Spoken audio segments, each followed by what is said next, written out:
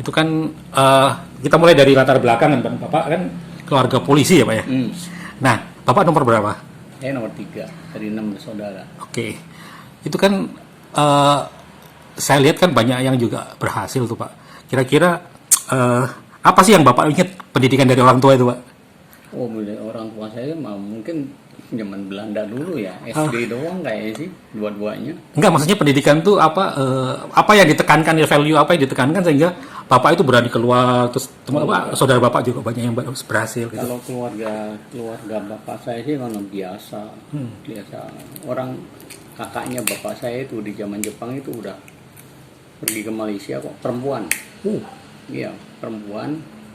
Katanya suaminya galak zaman dulu, katanya sih gitu. Dia pergi aja ke Malaysia, nyari temennya di sana.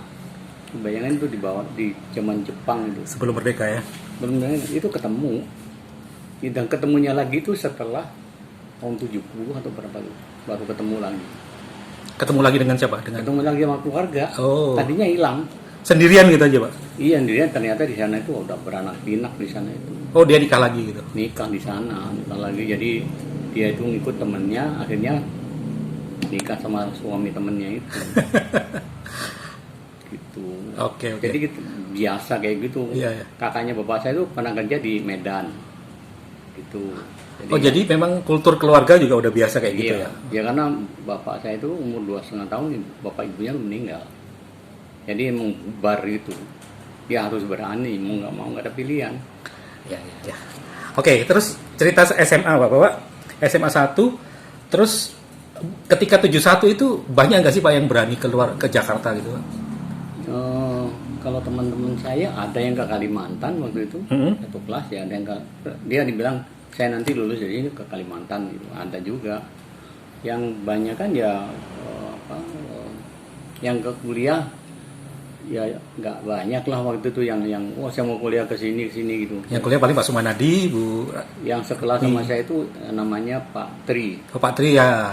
Tri itu kan karena pinter dia dapat itu biasa. Yang Bappenas ya kalau nggak salah Pak. Terakhir di BPT. BPT. Nggak, sebelumnya dia kan di APK kan, Akademi Pendidik Kesehatan.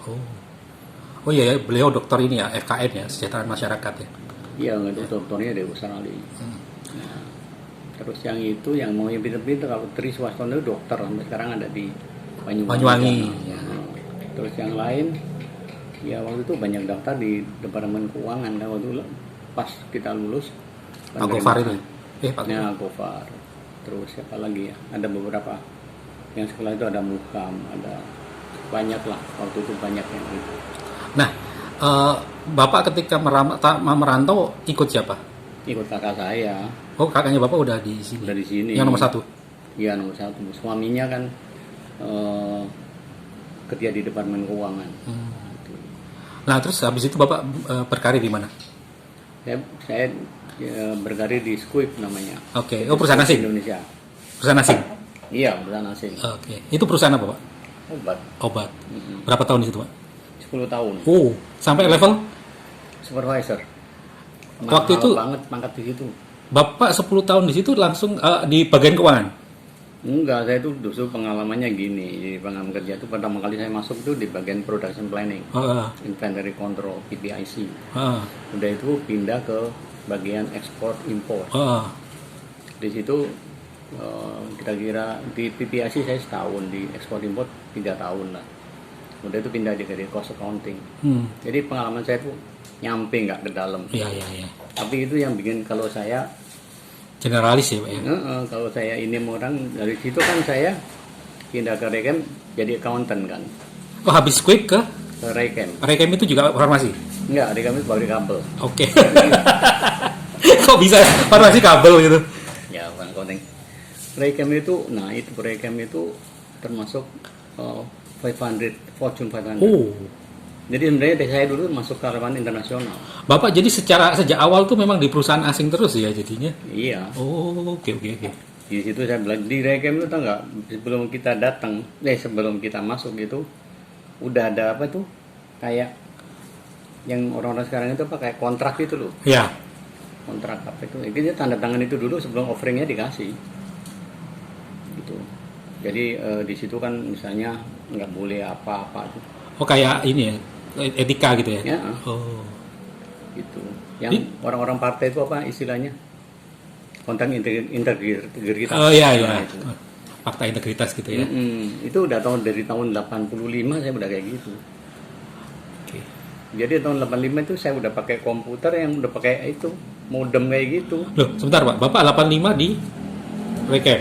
Iya. Di Squib berarti 75 dong. 75. Bapak lulus 71 sampai 75 ngapain? Ya kuliah kan. Oh iya, kuliah apa Udah Pak? D3 D3? di Akademi Bank Oh. gitu. Akademi Bank itu sekarang di mana Pak? Sekarang UPN. Oh, PN.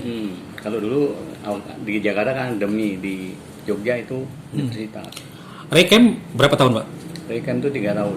Tapi 88 terus Bapak kemana? Bang saya waktu itu diajak temen itu dapat dari gubernur tanah 5.000 hektar. Gubernur Jakarta. Bukan di sana di Pulau Buton. Oh, oke.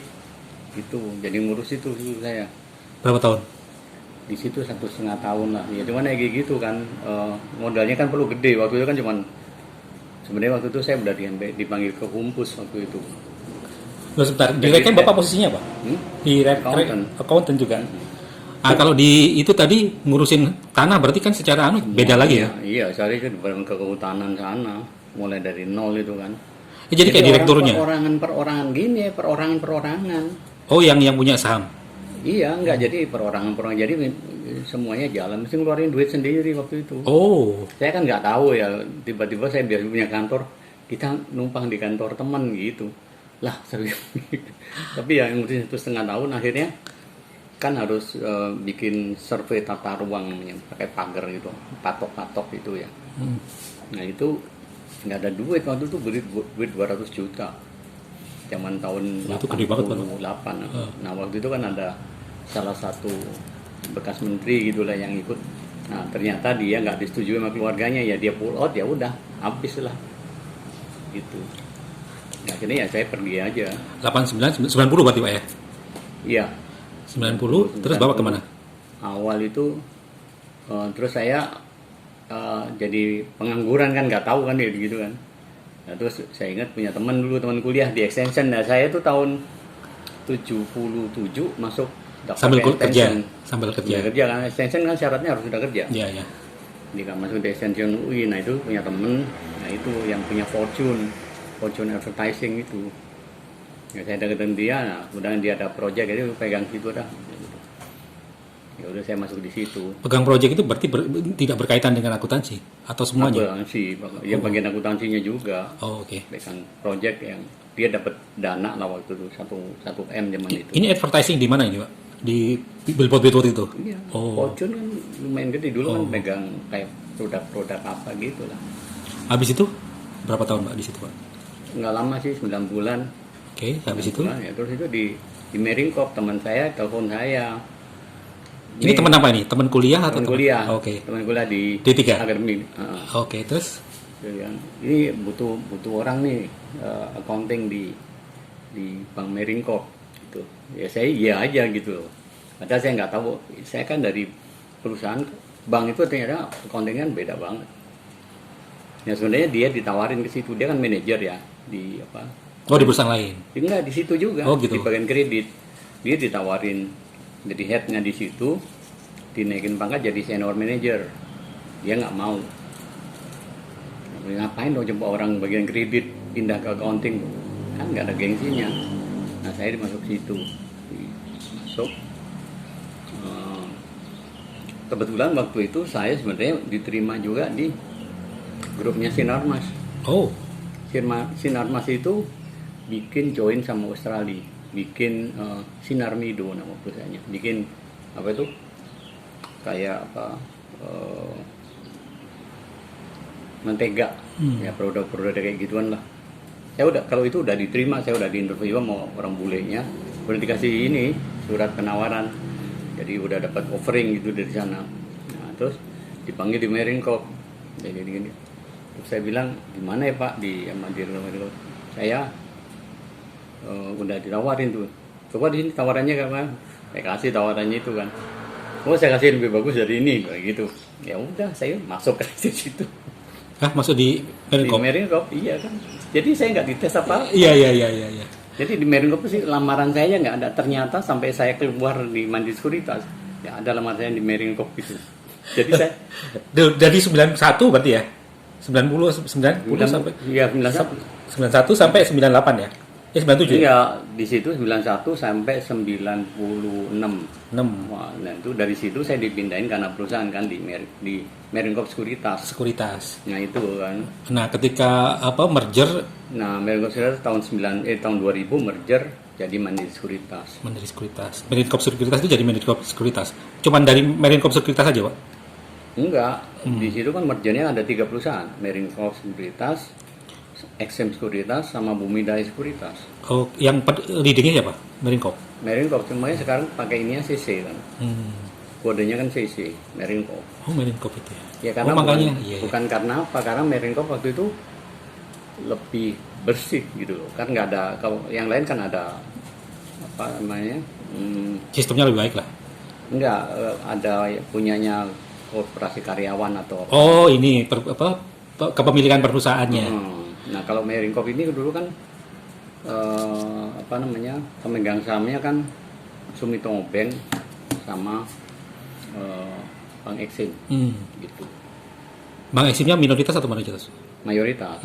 Exim asalnya sebenarnya di situ ada JP Morgan juga. Oh, jadi yang leading adalah Marinkop. Itu yang menjadi basic Diambil sebagai surviving company. surviving company. Bukan leading, tapi karena lebih nggak banyak masalah, gitu. Lebih nggak banyak masalah. Surviving company. Akhirnya jadi Mandiri Sekuritas kan, Pak? Ya jadi Mandiri Sekuritas tahun 2000 itu. Jadi saya itu 96 sampai 2000 di Marinkop Sekuritas. Sebagai apa itu, Pak? Direktur. Direktur utama atau direktur? Enggak, direktur aja. Itu ada berapa direktur, Pak? Apanya? Di situ waktu itu ada berapa direktur? 2. 2. Nah tapi yang tahun 98 direktur satunya itu dipindahin, kan direktur satunya orang Exim. Kalau saya kan orang luar, bukan dari orang. Iya. Dipindahin ke Exim Sekuritas. Jadi saya sendirian itu, single director. 98 sampai 2000 ya. 2000. Nah, ketika 2000 di Mandiri Sekuritas, Bapak direktur managing apa? Ini, Pak, operasional, bukan? Enggak, saya waktu itu suruh pegang investment banking sebenarnya. Oh, surviving banking. Investment banking. Direktur investment banking. 3 tahun. 3 tahun habis itu? Terus udah itu kan ganti kan direksinya kan, ganti direksinya. Saya jadi direktur operasional di situ. Karena orang-orang baru kan, orang-orang yang lebih tahu lah gitu. Ya. Jadi terus habis itu terakhir itu tahun 95 itu saya jadi direktur legal sama compliance. 95 2005. Nah, 2005. Oh. Jadi 2 tahun jadi operasional. Oh, pernah jadi direktur legal. Nah, itu pola pikirnya gimana, Pak? Bapak mulainya kan dari akunting, terus kok tiba-tiba langsung ke bidang lain, itu gimana caranya menyesuaikan diri, Pak? Jadi gini, apa namanya? Waktu itu kan, ya waktu di Marinkop aja agak susah loh. Akuntingnya kan beda banget. Makanya waktu itu Marinkop bukan bank, namanya NBFI, Non Bank Financial Institution. Itu ada 8 kalau nggak salah di Indonesia itu punya BI sama punya bank-bank pemerintah. Jadi Bank Exim punyanya Marinkop, terus bank Bank Bumidanya punyanya ASEAN. Kalau dengar ASEAN, terus BDN itu punyanya apa gitu. BRI sampai BI punya, Indonesia sama BI punya 3 nggak salah. Jadi waktu itu BI regulator plus player ya? Iya. Nah waktu itu kan, di NBFI itu dulu yang jual beli saham itu NBFI dulu sebelum ada sekuritas. Oh. Jadi mereka itu awal-awalnya mereka. Jadi waktu itu udah underwriting kayak gitu. Cuman waktu itu boleh gitu loh, main bank juga gitu. Jadi nerima nasabah dari bank gitu. Nah, ini kan sesuatu yang baru, Pak, ya, bagi masyarakat Indonesia ya, terutama kalangan menengah bawah gitu. Apa sih, Pak, prospeknya di dunia sekuritas itu, profesinya? Mungkin untuk anak-anak muda juga gitu. Buat profesi? Iya. Kira-kira itu gudangnya ilmu itu. Gudangnya ilmu, Pak, ya? Ilmu apa yang ada di situ? Legal harus bagus. ya udah itu ya harus bikin projection, udah macam-macam marketing lah apa, udah itu kan ya di situ kan ada valuation juga gitu. Jadi dia beli paper juga jadi advice itu kan juga, jadi ada fund manager juga ada, itu kompleks sebenarnya di situ. Makanya saya tuh taunya ya karena di situ, kalau nggak di situ saya nggak tahu banyak. Iya sih benar, karena kan dia kalau di sekuritas itu kan ngelit ini kan biasanya kalau ada aksi korporasi itu ada tim legalnya, ada tim valuasinya, ada tim pajaknya, ada tim ini.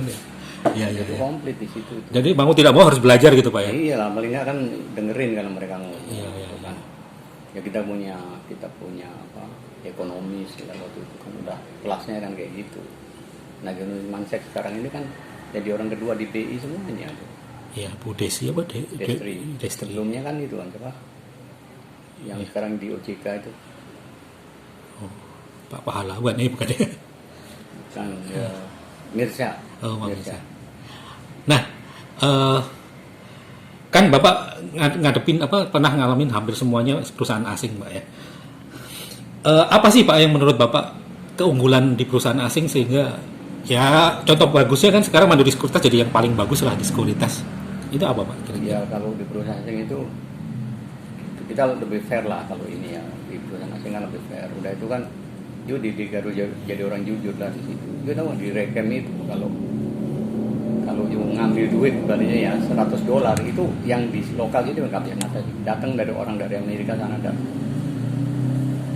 $100 batasnya. Malah saya dengar itu ada satu perusahaan ini ya $50.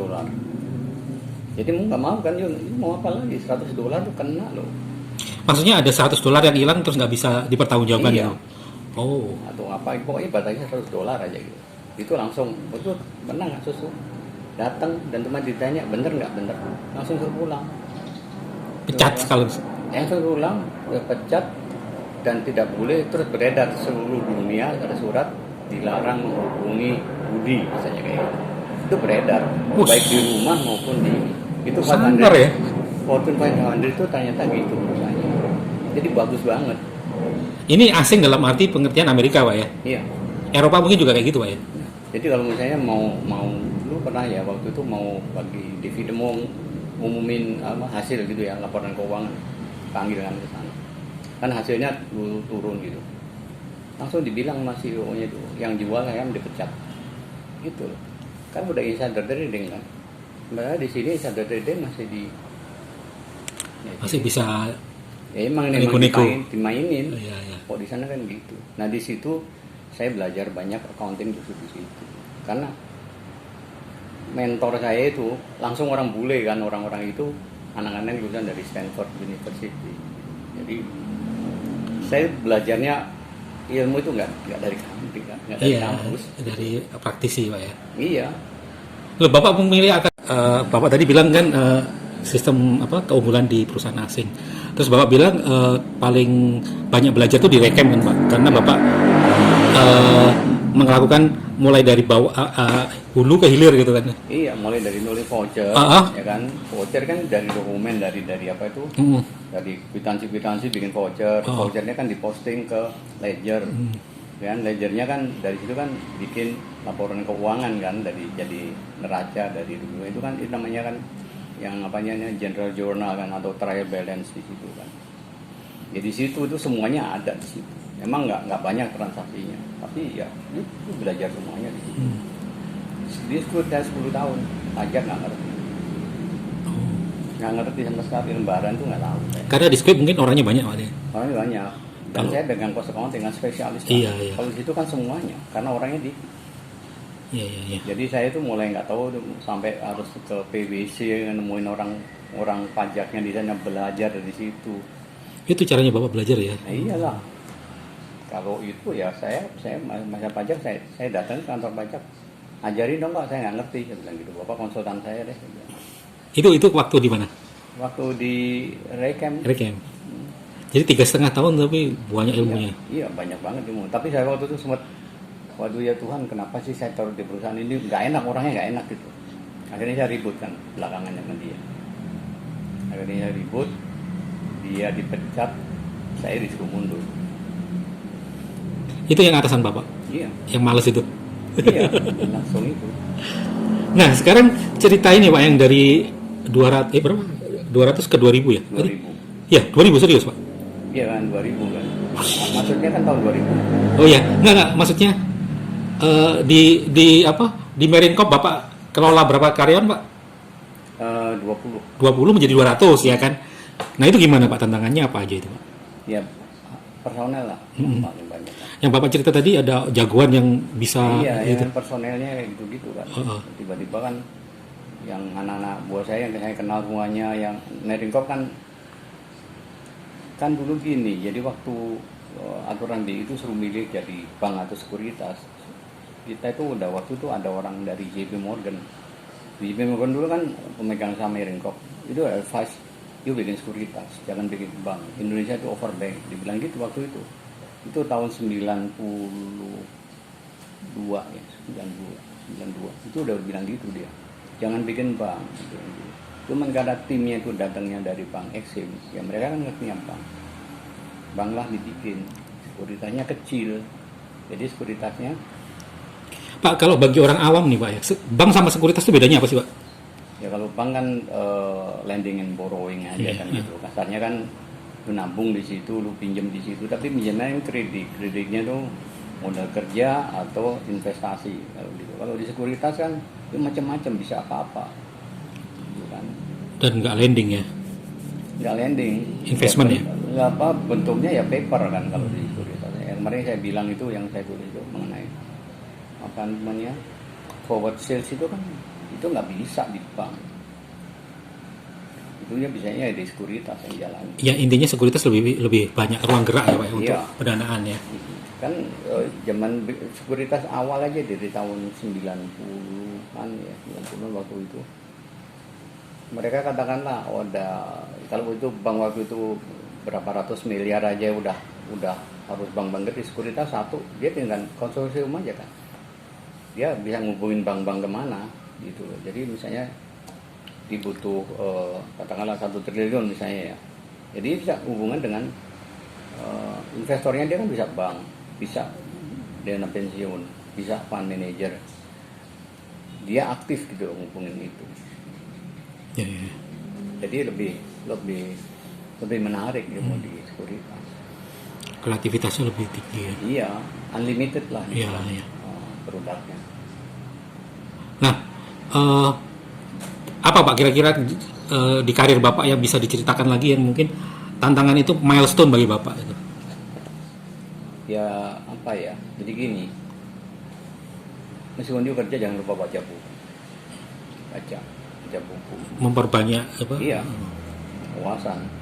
Dulu saya baca waktu di Marine Corps itu kayak Harvard Business Review gitu kan, dia ada gitu loh. Makanya dulu kalau di kantor itu koran itu langganannya satu orang bisa 5-6 koran gitu, tinggal lu minta apa dikasih teman dulu gitu. Jadi bebas kita baca, pokoknya bacaan apa aja gitu, buku apa aja tinggal kita ngomong dibeliin gitu. Ya saya panggil waktu di pabrik kan kecil-kecil kayak gitu, ya kecil diurusin gitu, ngurusin labor cost yang apa namanya 1 jam berapa sih ini, ya, tiba-tiba masuk di situ kan di bank kan nggak ada cost. Makanya waktu sama orang Sumitomo itu saya bikin apa, kan saya dasarnya cost accounting ya, jadi bikin cost of fund itu hitungan saya beda. Sampai akhirnya diminta sama Sumitomo, boleh nggak nih saya bawa ke Sumitomo. Dan menangnya saya di situ, karena saya ilmunya lebih banyak gitu. Kalau orang bank nggak belajar cost. Ya kalau cost di pabrik itu kan rigid banget. Okay. Ya karena marginnya sangat tipis Pak ya. Iya, sebenarnya nggak tipis sih, cuman kan mereka cost conscious banget. Gitu. Jadi jangan lupa baca, ya ikutin lah perkembangan. Jadi jangan ketinggalan ilmu. Ya. Ini Bapak saya lihat kan orang yang sangat mengikuti perkembangan gitu Pak. Habit itu sebenarnya Bapak peroleh dari dunia kerja atau memang dari SMA juga udah kayak gitu? Dari dunia kerja. Oh, dunia kerja. Saya nggak nobody ya. Bener-bener nobody. Tapi gini loh, saya suka ceritakan, saya dikasih Pak Omar angka 4. Oh, enggak Pak? Iya kan, di ijazah saya angka 4. Padahal waktu ujian kan ujian sekolahan itu saya bener loh ngerjain soalnya itu saya bener sama dengan kunci ya, cuman karena waktu itu harian saya jelek kasih 4 dan saya diem aja, tapi itu buat saya blessing loh. Kenapa? Ya kalau misalnya saya dapat itu terus sekolah di mana masuk jadi kan gampang ya. PTN itu. Iya, itu masuk jadi pegawai negeri apa saya nggak jadi koruptor. Saya bilang itu is a blessing. Iya, iya. Kita nggak tahu, kita nggak bisa nyalain itu kan. Kalau yuk jalan kemana itu ya. Iya, kadang-kadang kayak gitu. Kita kan membuat takdir kita juga. Ya, selama perjalanan gitu Pak ya, dengan Bapak macam-macam kayak gitu. Menurut Bapak sukses itu apa sih Pak? Menurut Bapak sukses itu apa? Sukses itu di beberapa tempat ujian juga sih ya. Jadi kan kalau kita nggak bisa banyak orang sukses yang akhirnya kan karena nggak punya derajat. Dia pangkat punya derajat juga tuh, kalau berdoa itu. Karena kalau nggak punya derajat hilang semuanya itu. Dan pangkat itu menakutkan. Menakutkan itu contohnya seperti apa Pak? Ya dulu pangkat bisa ngapain aja kan? Iya, iya. Saya ini jadi direktur 10 tahun, jadi Menkom 4 tahun di sekuritas 6 tahun. 10 tahun jadi direktur, saya itu dapat parcel lebaran satu kali. Nggak pernah saya dapat. Kan sukses itu adalah ya istilahnya kekuasaan tuh mengerikan lah ya. Iya. Tapi yang penting kan yang paling utama jadi orang baik gitu kan Pak ya. Iyalah. Jadi apapun prinsipnya itu harus baik gitu ya. Iya. Makanya saya bilang kalau anak buah saya dulu saya bilang lu harus orang baik, jadi jujur misalnya. Karena kita yang kerjanya kita bawa nama. Kalau nama lu hancur, semua orang tahu, habis kan. Itu kan. Saya selalu begitu. Kalau ilmu bisa belajar, tapi kejujuran harus. Dulu waktu di sekuritas 4 tahun saya berhenti orang transfer yang nggak bener lah apa kayak gitu. Iya. Sampai waktu baru merger aja kita baru hitungan hari merger saya udah nge-shop manager. Yang lain itu rada baik tuh, direktur yang lain tuh baik. Kalau ketemu sama saya berhenti deh kayak gitu. Karena kalau tuh boleh, semua orang boleh. Buat saya urusannya begitu. Kalau juga boleh begini, semua orang boleh begini. Besok perusahaan ini tutup. Iya, jadi memperkarui sistem ya. Iya. Iya. Ya, Terus berani. Iya harus tegas ya. Saya kan lebih ringan karena saya orang luar lah. Saya nggak bawa. Saya orang mandiri. Saya kan bukan orang mandiri. Makanya saya paling bingung tanya, lu dari mana Pak? Saya dari luar gitu. Direktur yang lain tuh dari mandiri semuanya. Dari Bank Mandiri terus ditaruh situ gitu ya. Iya. Saya orang luar. Pak yang tadi cerita apa soal parcel yang cuman terima satu itu maksudnya apa gimana itu Pak? Nah kan biasanya kalau direktur kan dapat parcel banyak gitu. Saya tuh nggak pernah dapat. Sampai anak-anak saya bilang, ini direktur kan nggak punya parcel. Nah itu satu pun itu karena waktu itu saya ingat saya tuh beli mobil ya buat karyawan. Nah kebetulan itu ada orang eksim dia berhenti jadi usaha gituan. Jadi dia datang ke kantor. Jadi saya kenal lah. Wah ini Pak Budi yang ini. Jadi saya yang order sama dia. Dikasih lah saya parcel satu itu 10 tahun. Kalau kayak gitu sebenarnya orang ngirim parcel tuh kan harapannya apa Pak ya? Punya akses gitu Pak ya atau gimana? Ya apapun lah namanya gitu. Saya dulu kan, Loh, tapi kan biasanya kadang orang dipancing dulu lah dikasih gitu. Kok Pak Budi gak digituin? ya nggak tahu saya nggak pernah nemuin orang. Oh gitu. Iya jadi waktu itu beli komputer gitu ya. Pengadaan gitu. Iya berarti itu kan saya yang tanda tangan kan. Saya panggil aja headnya. Ini penawarannya bener nggak harganya? Saya bilang gitu. Speknya bener nggak? Kalau saya yang beli speknya ditipu saya nggak tahu harganya gini. Pokoknya bener Pak, bentar ya bilang kalau nggak apa-apa yuk pecat. Udah gampang aja kan. Ya, bukan saya yang harus ngerti kan. Iya. Dia harus tahu lah kayak gini-gini. Ya saya model saya nggak ketemu sama itunya, malah di Bapak saya diajak makan aja. Oh jadi Bapak ini ya selalu nggak mau ketemu langsung ya langsung. Saya ketemu langsung dengan klien itu satu waktu beli fotokopi. Makanya saya ingat beli fotokopi. Kenapa? Ya karena orangnya datang kan ke situ. Saya ajak itu ya, saya ajak sekretaris saya. Ini tawar gitu, kita tawar berdua. Saya kan bayar, saya kan nggak pernah pembayaran itu kan duitnya banyak kan di sekuritas. Jadi kan ya deal bayar, udah selesai. Saya ingat tuh belinya berapa, 100 jutaan lah kira-kira. Fotokopi waktu itu. Iya. Iya, ya artinya karena ya itu akhirnya bertahan jadi 10 tahun itu ya. Iya. Itu karena balik lagi karena itu belajar kita bisa di perusahaan asing. Itu nggak ada gitu.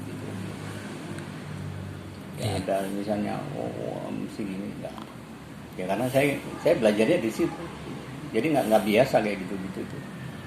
Ya bayangin aja $100 aja bisa jadi masalah. Iya. Jadi di perusahaan itu bagus buat belanja. Di recap itu ya. Iya, di squib di rekam itu kan sistemnya udah jadi. Dan lingkungan nggak ada yang kayak gitu. Bapak dulu pernah cerita bahwa di perusahaan asing tuh ngutamain orang-orang yang bawah gitu Pak ya. Yang kalau makan. Oh iya. Itu gimana itu ceritanya Pak? Ya kalau di pabrik kan dulu kan dikasih makan ya. Dulu itu kita dikasih jemputan, dikasih makan. Jadi kalau makan siang gitu ya, itu orang-orang pabrik makan duluan. Kita di belakang mereka. Jadi mereka itu jam 12 sudah makan. Kadang-kadang ini di squib apa di squib? Di squib. Oh. Kalau di recam itu dulu kalau ada hadiah kayak gitu. Hadiah gitu misalnya yang bagus-bagus buat orang bawah. Yang manajer ke atas itu enggak. Hadiah dari mana ini? Jadi kan di kantor. Misalnya tukar kado. Ya year end gitu ya. Year end misalnya perusahaan nyediain apa TV lah apa itu buat orang-orang. Ya kayak OB kayak driver gitu. Orang-orang yang staff nggak boleh. Saya nyoba kayak gituan di Meriko nggak bisa. Kenapa Pak? Nggak bisa, mereka nggak setuju. Oh. Di Recam itu bagusnya, tahu nggak?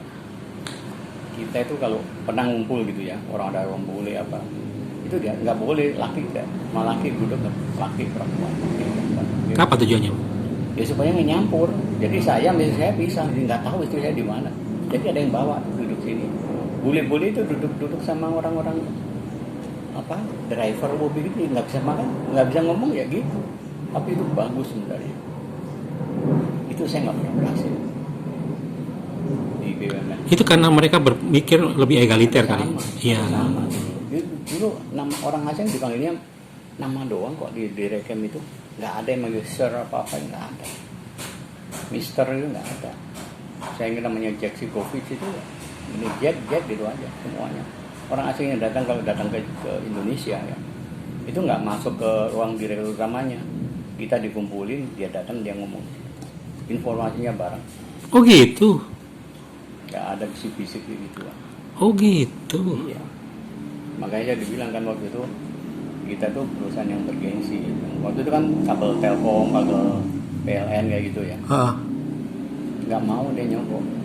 Kita tuh gengsi, nggak mau. Kalau ini itu nggak pakai barang saya nggak apa-apa. Dan akhirnya pakai nggak? Dipakai.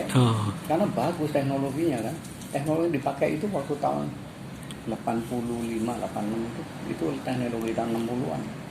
Karena teknologi waktu saya itu dia udah kabelnya udah Skylab di sana.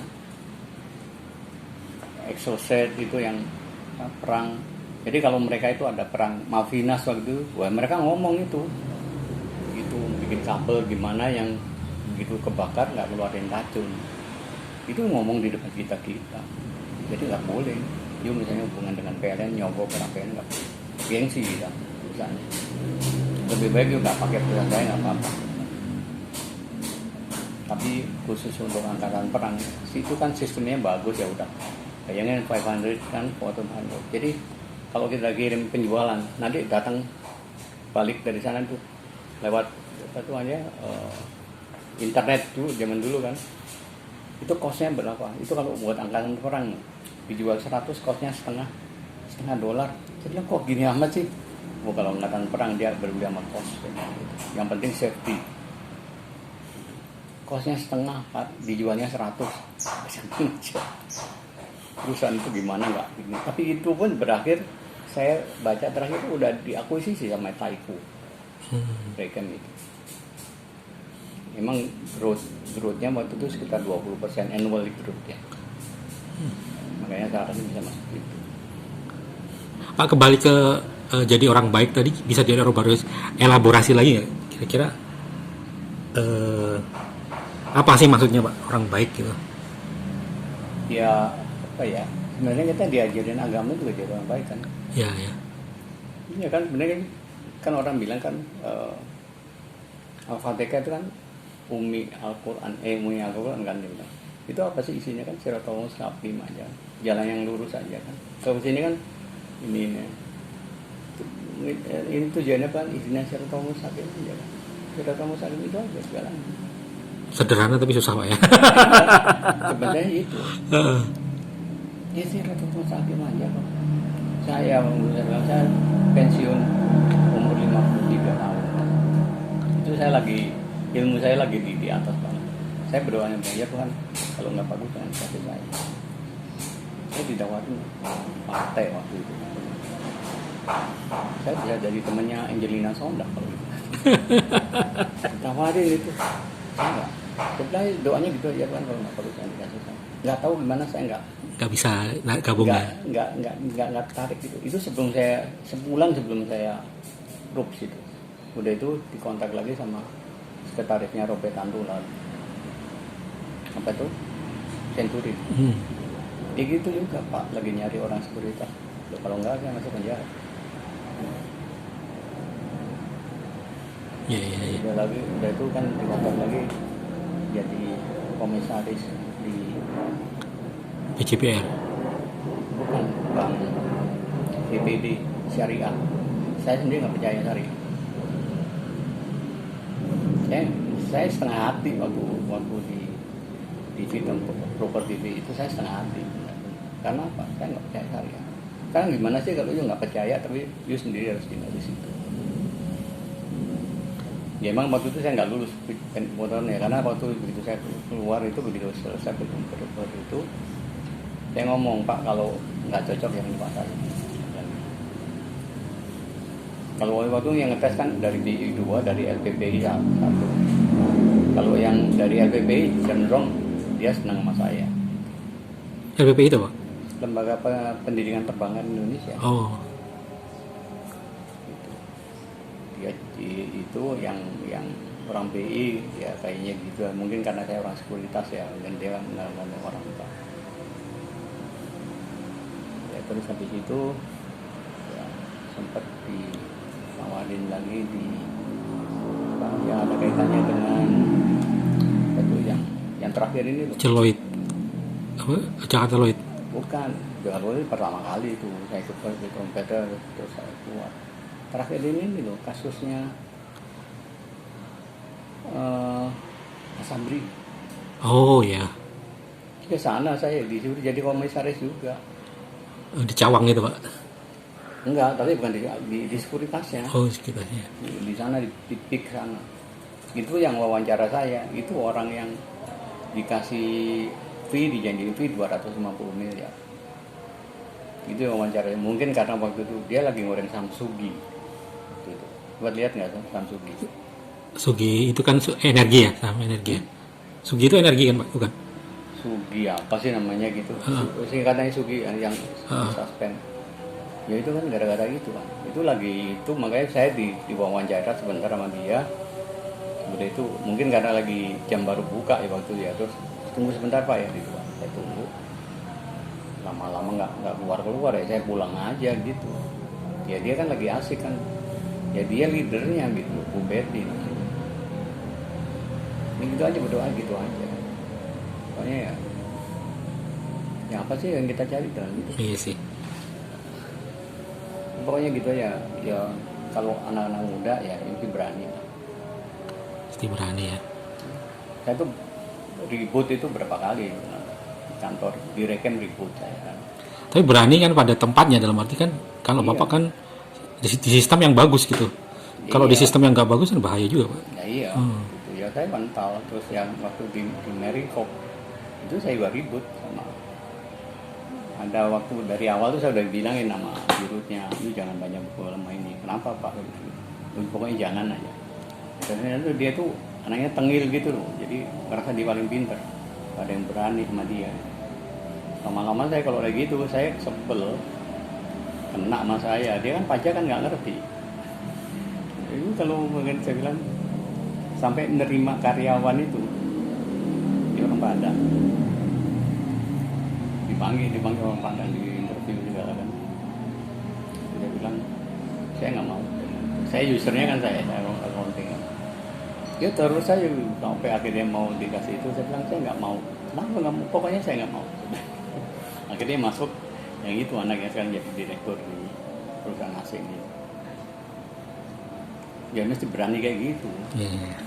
Jadi ya itu kan harus belajar gitu loh, nggak bisa berhenti belajar gitu, jangan puas gitu, belajar baca apa aja gitu.